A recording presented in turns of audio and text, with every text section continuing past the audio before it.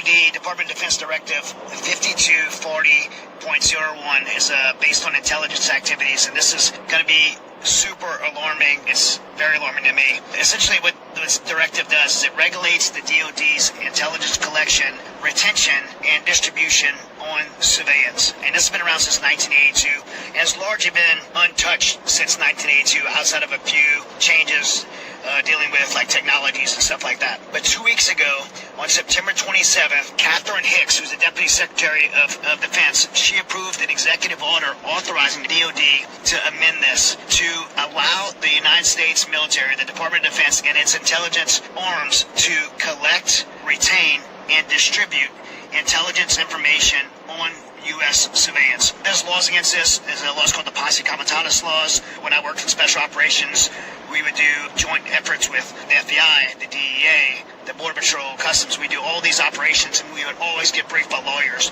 warning us of the Posse Comitatus laws. We couldn't even take a picture of a license plate.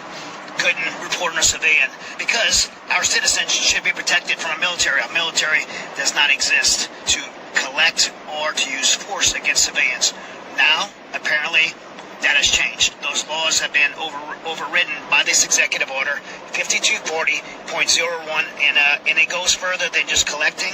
It actually states that the United States military can be used to stand against civilians and use force to include lethal force against civilians. I know this sounds crazy. It may sound like fear-mongering to intimidate people to vote a certain way for the election, but unfortunately, this is real. Don't take my word for it. Look it up yourself. Read it yourself.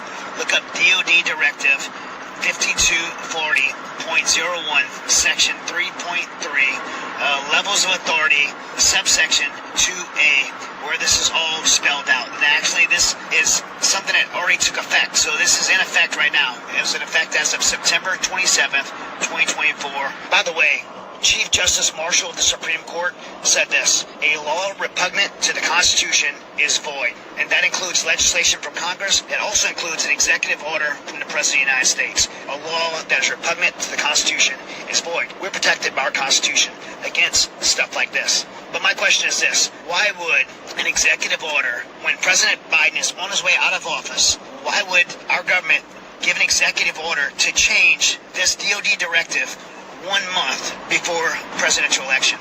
Remember, this thing hasn't been touched, largely in part, it's been attacked since 1982. See this thing that the Biden administration pushed through, this new martial law thing? Yeah. This is very disturbing. Jamie, please Google this so we can find out what the actual law states, but it's DoD Directive 5240.01, giving the Pentagon power for the first time in history to use lethal force to kill Americans on U.S. soil who protest government policies. What are they expecting? 5250.01, sounds right? Is that what it is? Right. Did I tell you what it is? I'm sorry. 5240.01, DoD Directive. This is from RFK Jr. Posted this on Twitter, and I'm finding out about it because people are blowing me up about it.